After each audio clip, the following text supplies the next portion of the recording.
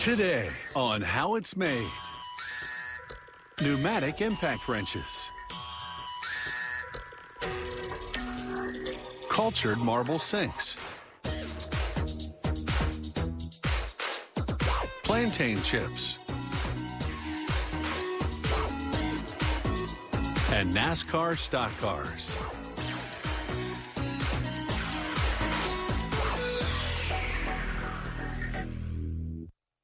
A pneumatic impact wrench is a power tool that tightens and untightens nuts, bolts, and other fasteners. You hook it up to the air hose coming off a compressor. The anvil at the tip turns at high speed to tighten until snug, then switches to a hammering action called impacting to tighten even more.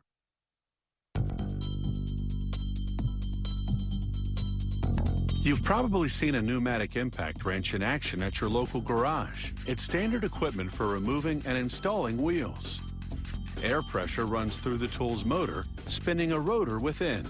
That rotates the tool's anvil, which turns the wheel nut. At the manufacturing plant, they machine the rotor from a bar of steel mounted on a lathe. It takes about a minute and a half for the computer-guided precision tools to carve out the basic shape.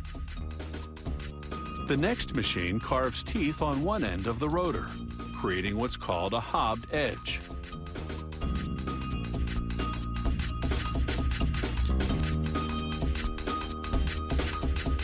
Now a computer-guided mill cuts 8 slots. This shaping of the steel generates a lot of heat, so coolant flows throughout all these machining phases to prevent the equipment from overheating.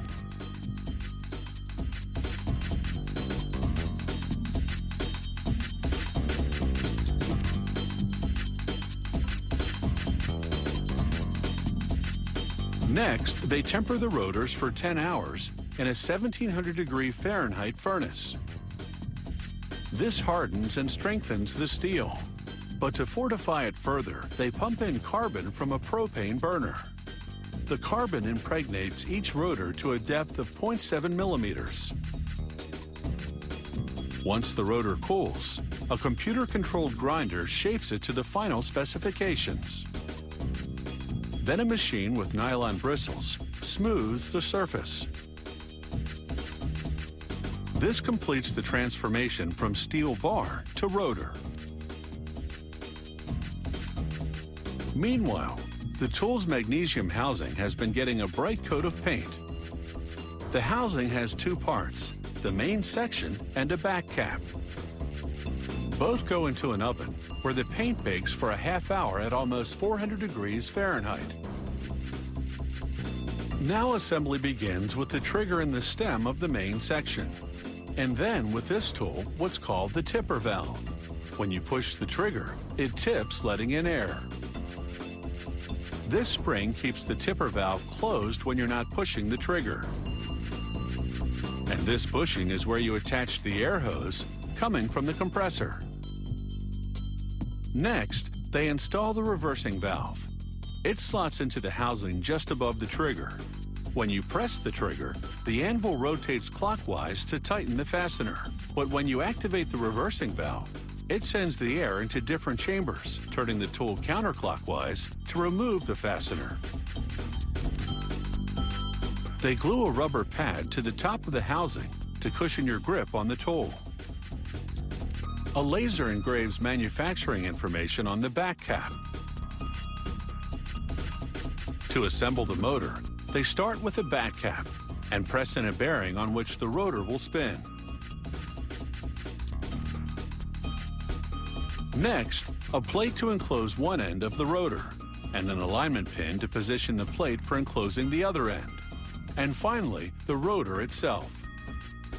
Into each of the rotor slots goes a vane made of resin-imbued fabric. These vanes work like the blades on a windmill. The air entering the tool turns them, which spins the rotor. After slipping a steel cylinder over the rotor, they enclose it with a second plate, then a larger plate with a ball bearing. Now, some oil to lubricate what they call the impact mechanism. This component contains the tool's anvil, as well as the parts that produce the hammering action. Finally, A press seals the main section of the housing to the back cap. Every pneumatic impact wrench this factory produces goes through extensive testing in both free speed, that's when the tool spins like an ordinary drill, and in impact mode. So if you've got a nut or other fastener to drive, take one of these babies for a spin.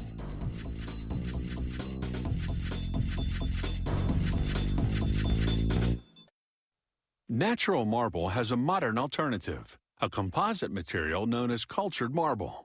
It consists of ground marble or limestone mixed with liquid plastic. Less expensive than natural marble and easier to work with than stone, cultured marble is often used to create unique bathroom and kitchen fixtures.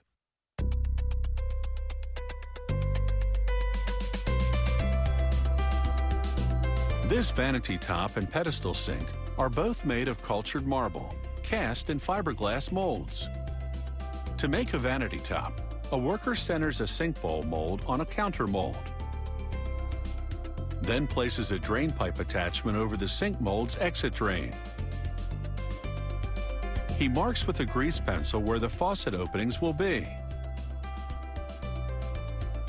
Then he masks off areas to protect and places a beeswax seal all along the bowl's edge where it meets the counter. He sprays the molds with protective gel that will give the vanity top a shiny protective finish.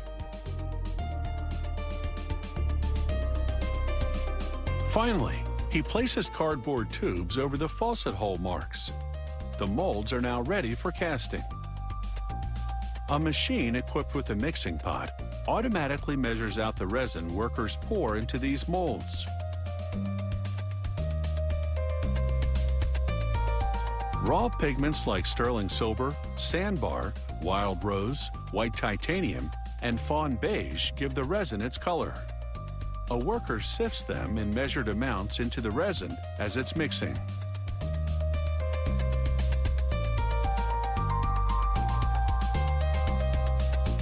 Next, he adds a catalyst to the resin. Then some granulated limestone to thicken it. The catalyst sets off the chemical reaction that causes the resin mix, known as matrix, to harden. From this moment on, he needs to be swift. He has only 15 minutes to mix, color, and pour this batch of matrix into the molds before it hardens. He adds more white pigment to the base color, using a paddle to mix it along the surface. Then he takes the wild rose pigment, mixes in some resin, and again works it into the surface to streak it with color, an effect known as veining that mimics the look of marble.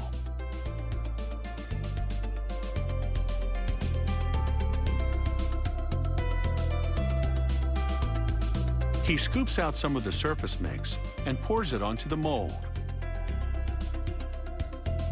As the matrix pulls, the rose-colored veining in the surface mix is visible. Now he pours out the rest of the matrix. He casts the sink and counter in a single piece, so there won't be any grout lines around the bowl. A pneumatic tool vibrates the molds, bringing tiny air bubbles to the surface, the vanity's underside. Air trapped in the matrix can cause it to break or mar the finish. A worker lays down a temporary plastic hat over the bowl. He weighs it down to hold it in place as he pours matrix inside the hat to cast a bowl that's as thick as the base, about 0.8 inches. He lets the matrix set for 30 minutes, then removes the hat from the bowl.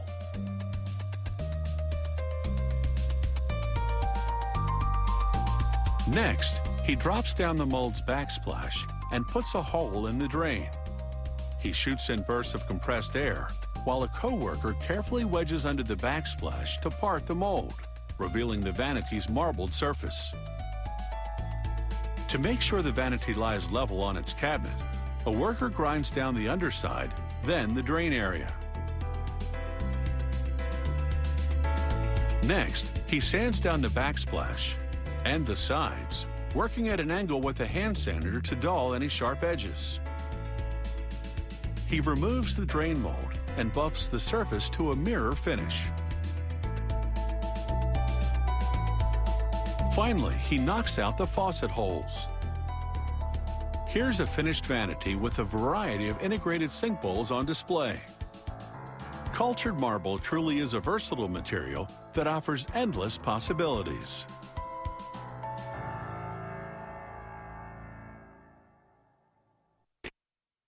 Many of us take time out to enjoy a tasty snack like plantain chips. But we know we should put limits when treating ourselves to a good thing. The trick is to learn as much as we can about the snacks we're eating so we can choose a treat that's right for us. Seeing how plantain chips are made can help us make an informed choice. This looks like a banana, but it's actually a plantain, a staple food in many parts of the world. In tropical countries like Costa Rica, it's made into a popular snack called plantain chips. The cycle from fruit to snack begins here. A worker cleans off the root of an offspring from a mature plantain tree.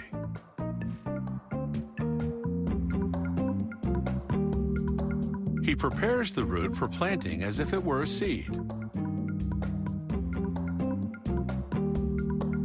In time, this seed will grow into a mature plantain tree.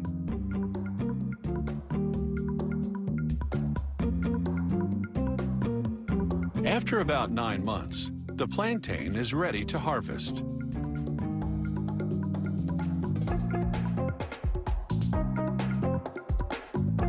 When a worker picks the fruit, they wrap it in plastic to protect it against insects and disease. Each mature tree yields only 1 bushel of fruit its entire life. Once he harvests the mature tree, it's the tree's offspring that yield more fruit and continue the life cycle. The worker then rinses the plantain in treated water that helps wash off sap and kill any possible fungus.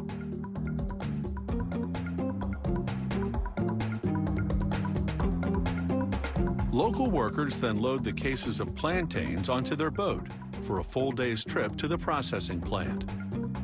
Their hard work is valued by the company, which is proud to support the local economy.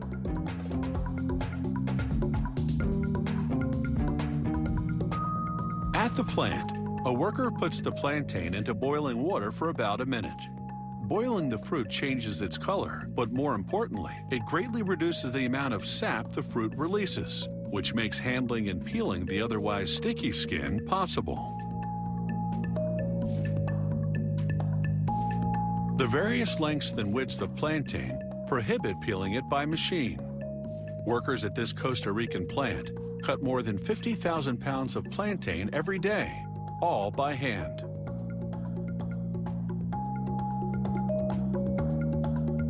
Each one is then cut into slices of a specific thickness for chips.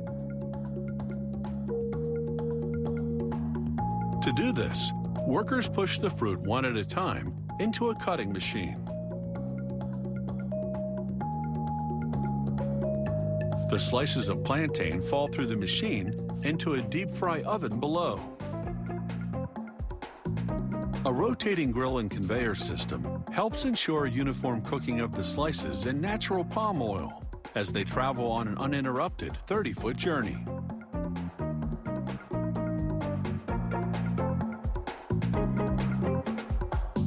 After cooling, a worker removes any under- or overcooked chips.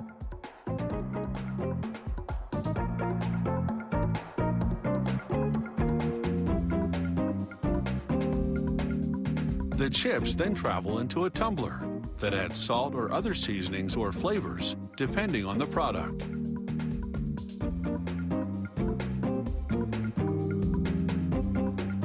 The chips then exit the tumbler and are ready for packaging.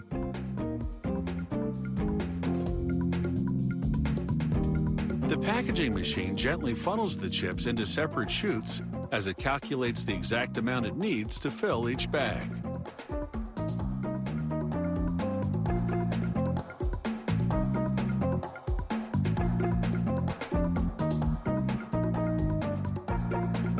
Once filled, the packaging machine then cuts and seals the individual bags, then sends them for distribution across the world.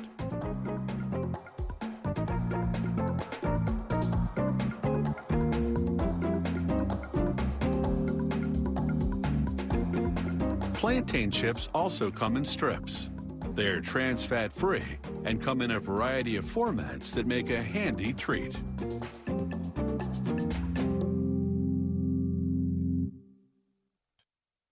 NASCAR is one of the most popular spectator sports in North America. The National Association for Stock Car Auto Racing holds a series of 36 races a year, mostly at oval or D-shaped tracks on which the cars make only left turns. They're built from scratch following NASCAR's strict technical rules.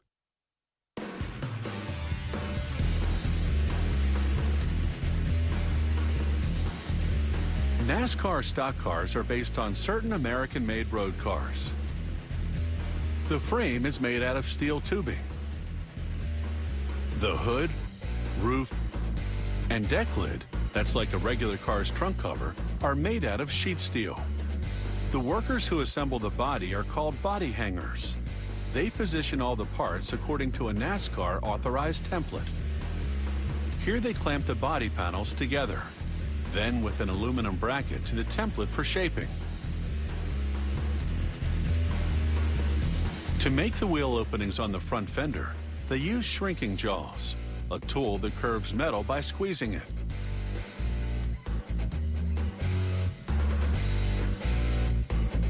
Then they switch to a tool called an English wheel. It rolls the curved metal into a particular shape.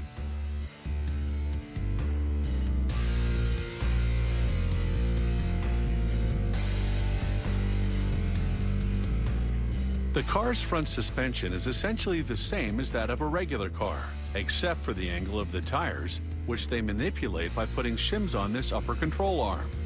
The right front tire tilts inward, and the left front tire tilts outward.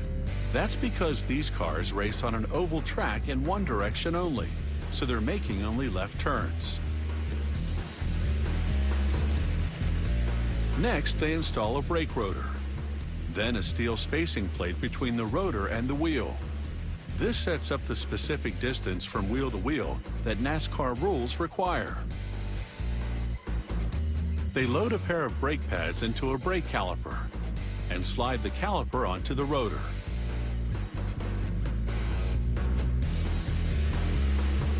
The caliper contains different sized pistons so that it applies the brake pads to the rotor evenly.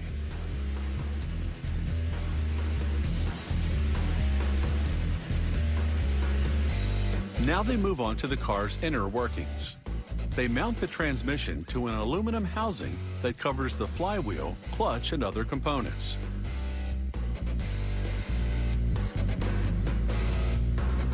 Then they install the motor.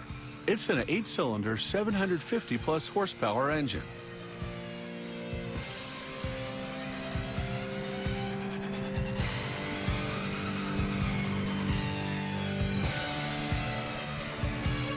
They attach the car's plastic windshield with bolted clips. If air gets into the car, these strong clips will keep the windshield from blowing out.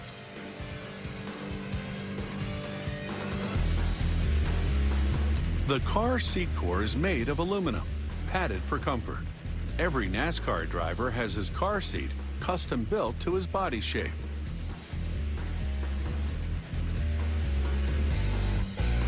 After bolting in the seat, they install the steering wheel.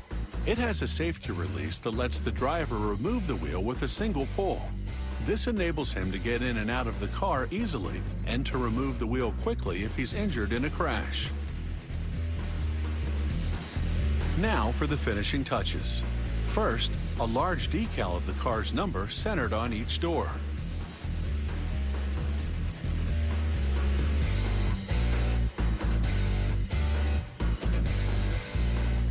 Every NASCAR race car is also plastered with decals advertising its driver sponsors.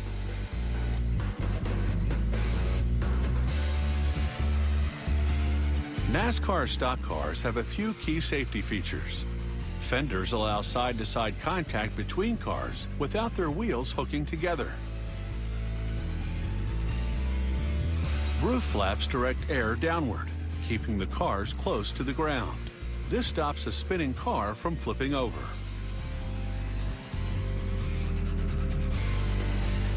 A NASCAR stock car weighs in at more than 3,300 pounds.